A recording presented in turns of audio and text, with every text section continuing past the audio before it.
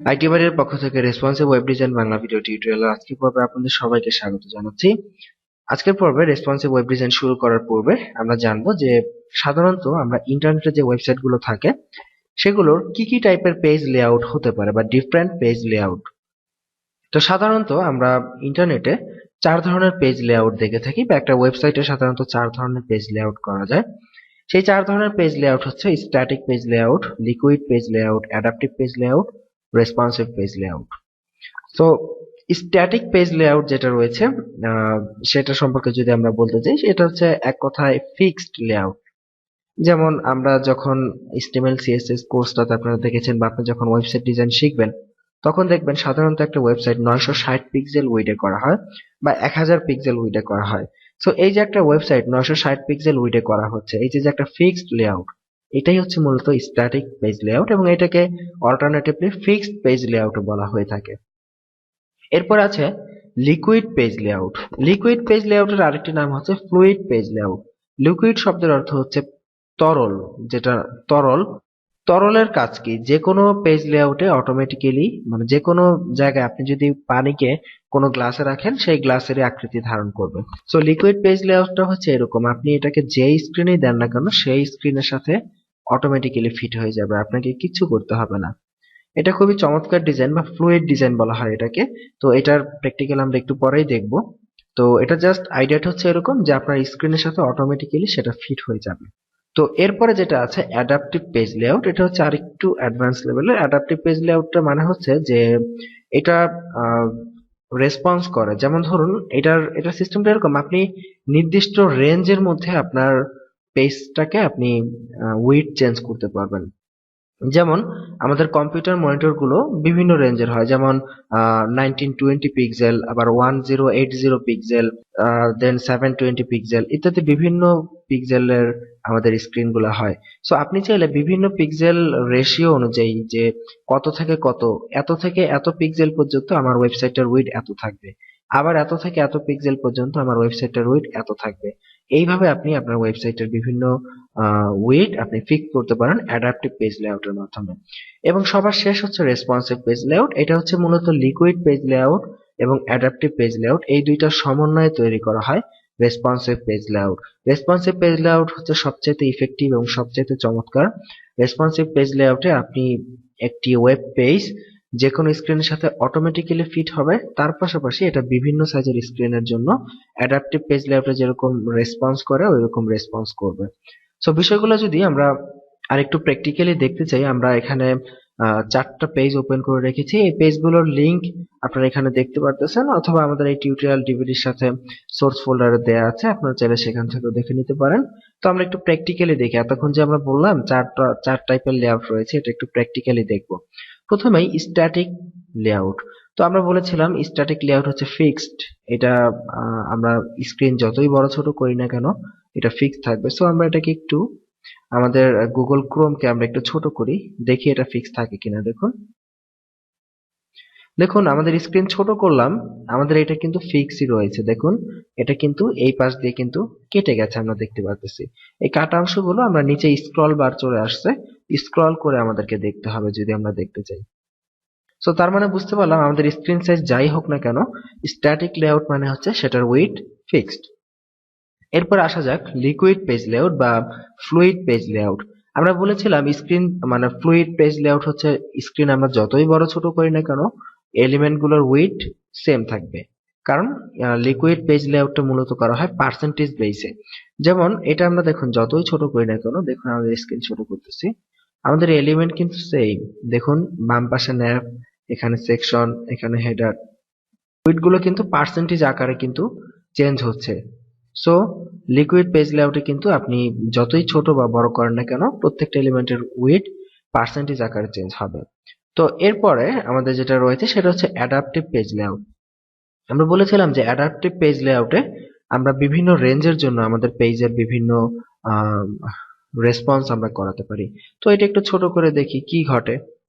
একটু ছোট করি, দেখুন, আবার একটু বড় করি, আবার একটু ছোট করি, দেখুন উইডথটা কিন্তু লাফ দিল, লাফ দিয়ে কিন্তু ছোট হয়ে গেল। ঠিক আছে, আবার বড় করলে আবার লাফ দিয়ে বড় হয়ে গেল। তার মানে কি একটা নির্দিষ্ট রেঞ্জ একটা নির্দিষ্ট রেঞ্জের মধ্যে থাকা পর্যন্ত সময় সে ওই একটা নির্দিষ্ট উইডে থাকবে, আবার যখন ওই রেঞ্জ আমরা অতিক্রম করব তখন আবার নতুন সাইজ হয়ে যাবে। সো বিষয়টা আমরা যখন প্র্যাকটিক্যালি দেখব তখন আরো চমৎকার বুঝতে পারবো। এবং এখানে আরেকটি বিষয় লক্ষ্য করুন, এখনো পর্যন্ত কিন্তু আমাদের লেআউট গুলো ঠিক আছে। দেখুন হেডার এখানে আছে, নেভিগেশন বামে আছে এবং সেকশন এখানে আছে। কিন্তু যখন আমি এটাকে আরো ছোট করব, দেখুন কি হলো, নেভিগেশন বামে ছিল, নেভিগেশন উপরে চলে আসলো এবং সেকশন নিচে চলে গেল। তো এই কাজটা কিন্তু অ্যাকচুয়ালি লিকুইড লেআউটে করা যেত না। দেখুন লিকুইড লেআউটে কিন্তু এরকম হয় না, ন্যাভ বামেই আছে, সেকশন ডানেই আছে। কিন্তু আমাদের অ্যাডাপটিভ পেজ লেআউটে কিন্তু আমরা এই বাম পাশেরটাকে উপরে দিতে পারতেছি, ডান পাশেরটাকে নিচে দিতে পারতেছি। তো তার মানে বোঝা যাচ্ছে লিকুইড পেজ লেআউট এবং অ্যাডাপটিভ পেজ লেআউট দুইটা অনেকটা কাছাকাছি, কিন্তু অ্যাডাপটিভে একটু সুবিধা বেশি। এবং রেসপন্সিভ পেজ লেআউট হচ্ছে সবচেয়ে চমৎকার এবং বেস্ট। এটা হচ্ছে এই লিকুইড পেজ লেআউটের আইডিয়া এবং অ্যাডাপটিভ পেজ লেআউটের আইডিয়া, এই দুইটা আইডিয়াকে একসাথে করে রেসপন্সিভ পেজ করা হয়। যেমন দেখুন, অ্যাডাপটিভ পেজ লেআউটের একটা সমস্যা কি ছিল, এটা একটা নির্দিষ্ট উইডথ পরে লাফ দেয়। দেখুন লাফ দিয়েছে, লাফ দিয়ে ছোট হয়ে গেছে নির্দিষ্ট রেঞ্জে। আবার লিকুইডে কি সমস্যা ছিল, এটা আমরা ছোট করলে এই বাম পাশের নেভিগেশনটা এতটাই চিকন হয়ে যাবে বেশি ছোট স্ক্রিনে, যেটা আমাদের বুঝতে অসুবিধা হবে। সো দুইটার কিন্তু দুই রকমের প্রবলেম রয়েছে। তো রেসপন্সিভ ডিজাইনে এই ধরনের কোনো প্রবলেম নেই, কারণ এইটাতে রেসপন্সিভ ডিজাইনে লিকুইড এবং অ্যাডাপটিভ দুইটা মিলিয়ে রেসপন্সিভ করা হয়েছে। এখন দেখুন এটাকে যদি আমরা ছোট করি, নো প্রবলেম, আমাদের ফিক্স একদম দেখুন চমৎকার ভাবে মিলে যাচ্ছে। কিন্তু আগেরটার মতো কিন্তু লাফ দিয়ে বেশি ছোট হয়ে যাচ্ছে না, আবার বড় হয়ে যাচ্ছে না। দেখুন একটা নির্দিষ্ট রেঞ্জে চমৎকার ভাবে মিলে যাচ্ছে। এবং যখন আমরা ছোট করলাম, নেভিগেশন উপরে চলে আসলো, সেকশন নিচে চলে গেল, হেডার উপরে। আবার যখন এটাকে বড় করলাম, আবার নেভিগেশন বামে চলে আসলো, সেকশন, হেডার। সো পারফেক্টলি যে কোনো স্ক্রিন সাইজের সাথে এটা মিলে যাবে। তো এই চার ধরনের স্ক্রিন লেআউট সম্পর্কে আপনাকে খুব ভালোভাবে আইডিয়া রাখতে হবে এবং নিজেকে তৈরি করতে পারতে হবে যে আপনি কিভাবে এই চার টাইপের লেআউট তৈরি করতে পারেন। আমি জাস্ট এই পর্বে আপনাদেরকে আইডিয়া দেওয়ার চেষ্টা করেছি চার ধরনের স্ক্রিন লেআউট সম্পর্কে বা পেজ লেআউট সম্পর্কে। আমরা আগামী পর্বগুলোতে চার ধরনের পেজ আগে ডিজাইন করা শিখবো, কিভাবে চার ধরনের লেআউট আমরা তৈরি করতে পারি সেটার ফান্ডামেন্টাল এবং খুঁটিনাটি বিষয় আমরা জানার চেষ্টা করব। দেন যখন আমরা এই বিষয়গুলোতে একদম পারদর্শী হয়ে যাব, তখন আমরা কোনো ওয়েবসাইট নিয়ে সেটাকে রেসপন্সিভ করে আপনাদেরকে প্র্যাকটিক্যালি দেখাবো। এতে করে যেটা হবে, আপনি যে কোনো ধরনের ওয়েবসাইট আপনি রেসপন্সিভ করতে পারবেন। ভালো থাকবেন সবাই, আগামী পর্বের আমন্ত্রণ রইল। আজকের মতো এখানে বিদায় নিচ্ছি, আল্লাহ হাফিজ। আইটি বাড়ির পক্ষ থেকে responsive web design Bangla video টিউটোরিয়ালের আজকের পর্বে আপনাদের সবাইকে স্বাগত জানাচ্ছি। গত পর্বে আমরা বিভিন্ন ডিফারেন্ট পেজ লেআউট সম্পর্কে জেনেছি। তো আজকের পর্বে আমরা এই পেজ লেআউট গুলো তৈরি করার চেষ্টা করব। তো প্রথমে আমরা দেখেছি যে আমরা স্ট্যাটিক লেআউট সম্পর্কে জেনেছিলাম, যেটার ওয়েট ফিক্স থাকে। সো আমরা একটি স্ট্যাটিক লেআউট তৈরি করি। সো প্রথমেই আমরা একটি HTML ফাইল তৈরি করে নেই। এটাকে নোটপ্যাড প্লাস প্লাস দিয়ে ওপেন করতেছি এবং আমরা জেন কোডিং প্লাগইন ব্যবহার করে আমরা ইফেক্টিভলি এবং দ্রুত আমরা কোডিং করে ফেলতেছি। এখানে আমরা টাইটেল দিয়ে দেই স্ট্যাটিক পেজ লেআউট আইটি বাড়ি টিউটোরিয়ালস। ওকে, তো এখানে আমরা আলাদা কোনো সিএসএস ফাইল ক্রিয়েট করব না, আমরা হেডের মধ্যে আমাদের ফাইলগুলোর জন্য সিএসএস দিয়ে দিব। এতে করে আমাদের সময় এবং জায়গা দুটোই বেঁচে যাবে। এখন দেখুন বডির মধ্যে আমরা যেটা করব, আমরা ফার্স্টে আমাদের স্ক্রিনের মধ্যে তিনটা কলাম নিব। তো তিনটা কলাম দিয়ে আমরা বোঝার চেষ্টা করব, এতে করে আমাদেরকে বুঝতে অনেক সহজ হবে আমাদের জন্য। সো আমরা তিনটা কলাম এখানে নিয়ে নেই। এক একটা কলামকে আমরা নাম দিচ্ছি ব্লক এবং তিনটা কলাম থাকবে, সরি। এবং আমরা যেহেতু আমরা বলেছি যে এটা হচ্ছে আমাদের ফিক্সড উইডথের ডিজাইন, সো এই ক্ষেত্রে আমাদেরকে অবশ্যই আগে উইডথকে ফিক্স করে দিতে হবে। প্রত্যেকটার উইডথ 960 পিক্সেল। এবং এরপরে আমরা যে ব্লককে যদি আমরা ডিজাইন করি, দেখুন টোটাল স্ক্রিনের উইডথ 960 পিক্সেল। আমরা প্রত্যেকটা কলামকে আমরা দেখুন উইডথ 300 পিক্সেল, হাইট 300 পিক্সেল, প্রত্যেকটা ডিভকে আমরা এটা দিলাম। এবং যেহেতু উইডথ 300 পিক্সেল দেওয়া হয়েছে, সো আমাদের তিনটা কলামে এই 960 পিক্সেল থেকে 300 300 করে টোটাল 900 পিক্সেল খেয়ে ফেলেছে। সো আমাদের এখন আমরা প্রত্যেকটার আমরা একটু মার্জিন রাইট দিয়ে দিলাম 20 পিক্সেল। এতে করে যেটা হলো, যেহেতু আমাদের 900 পিক্সেল চলে গেছে, আমাদের মার্জিন রাইট 20 পিক্সেল করে দিলে প্রত্যেকটা ডানে 20 পিক্সেল করে মার্জিন রাইট চলে আসবে। দ্যাটস ওয়াই আমাদের 960 পিক্সেল কমপ্লিটলি ফিল আপ হবে। এবং এটার একটু ব্যাকগ্রাউন্ড কালার দেই। ব্যাকগ্রাউন্ড কালার না দিলে আমরা কিছু বুঝতেই পারবো না। সেভ করে এটাকে আমরা গুগল ক্রোম দিয়ে ওপেন করি। আপনি যে কোনো ব্রাউজার ব্যবহার করতে পারেন, নো প্রবলেম। আচ্ছা দেখুন, এটা নিচে নিচে চলে এসেছে। এর কারণ হচ্ছে ডিভ হচ্ছে ব্লক লেভেল এলিমেন্ট। আমাদের প্রত্যেকটা ডিভকে এখানে ফ্লোট লেফট করাতে হবে, আদারওয়াইজ এটা নিচে নিচেই আসার কথা। রিফ্রেশ করলে এই যে দেখুন আমাদের ডিভ গুলো পাশাপাশি চলে এসেছে।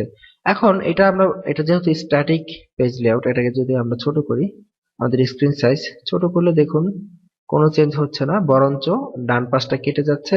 সেই কাটা অংশ দেখতে হলে আমাকে নিচ থেকে স্ক্রল করে তারপরে দেখতে হচ্ছে। সো স্ট্যাটিক পেজ লেআউট, আপনারা সবসময় স্ট্যাটিক পেজ লেআউটই শিখে এসেছেন যারা ওয়েব ডিজাইন শিখেছেন, কারণ সাধারণত স্ট্যাটিক পেজ লেআউট দিয়েই কাজ করা হয় জেনারেলি। তো পরবর্তীতে স্ট্যাটিককে রেসপন্সিভ করা হয়। সো এটা ছিল স্ট্যাটিক পেজ লেআউট, আমরা শিখলাম। তো আগামী পর্বে আমরা চেষ্টা করব এই স্ট্যাটিক পেজ লেআউটটাকে আমরা কিভাবে লিকুইড পেজ লেআউট করতে পারি সেটা আমরা দেখব। তো আগামী পর্বে আমন্ত্রণ রইল। আজকের মতো এখানে বিদায় নিচ্ছি। ভালো থাকবেন সবাই। আল্লাহ হাফিজ। আইটি বাড়ির পক্ষ থেকে responsive web design Bangla video tutorial আজকের পর্বে আপনাদের সবাইকে স্বাগত জানাচ্ছি। গত পর্বে আমরা স্ট্যাটিক পেজ লেআউট তৈরি করা শিখেছি। আজকের পর্বে আমরা লিকুইড পেজ লেআউট করব। তো গত পর্বে যেটাকে আমরা স্ট্যাটিক করেছি, আজকের পর্বে আমরা সেটাকে লিকুইড বা ফ্লুইড পেজ লেআউটে কনভার্ট করার চেষ্টা করব। তো লিকুইড পেজ লেআউটে সাধারণত এই যে আমরা ফিক্সড উইডথ ব্যবহার করেছি 960 পিক্সেল, সেটা ইউজ করা হয় না। সো যেহেতু আমাদের লিকুইড পেজ লেআউটে কোনো ফিক্সড উইডথের প্রয়োজন নেই, এখন লিকুইড পেজ লেআউটের ক্ষেত্রে আপনাকে যেটা চিন্তা করতে হবে, টোটাল স্ক্রিন, ফুল কম্পিউটার স্ক্রিন 100%। 100% অনুসারে আপনাকে এখানে কাজ করতে হবে। যে এবং লিকুইডে আমরা দেখেছিলাম কিন্তু অটোমেটিক্যালি উইডথ চেঞ্জ হয়। আসলে অটোমেটিক্যালি উইডথ চেঞ্জ হওয়ার পেছনে আলাদা কোনো বিষয় না, এটা বিষয়টা হচ্ছে শুধুমাত্র পার্সেন্টেজ হিসাব করা হয় এই জন্য। যেমন টোটাল স্ক্রিন যদি 100% হয়, আমরা যদি প্রত্যেকটার উইডথ 30% দিতে পারি বা 33ও দিতে পারি, নো প্রবলেম। আমরা 30% করে যদি প্রত্যেকটার উইডথ দেই, এখানে কিন্তু হাইট আমরা পার্সেন্টেজে দিব না, কারণ হাইট ফিক্স থাকবে। আমাদের প্রয়োজন উইডথটাকে চেঞ্জ করা। সো উইডথ যদি আমরা 30% দেই, তাহলে তিনটা ব্লকে, এখানে তিনটা ডিভ রয়েছে, তিনটা ডিভে আমাদের টোটাল 90% জায়গা খাবে আর 90% জায়গা নিয়ে নিবে।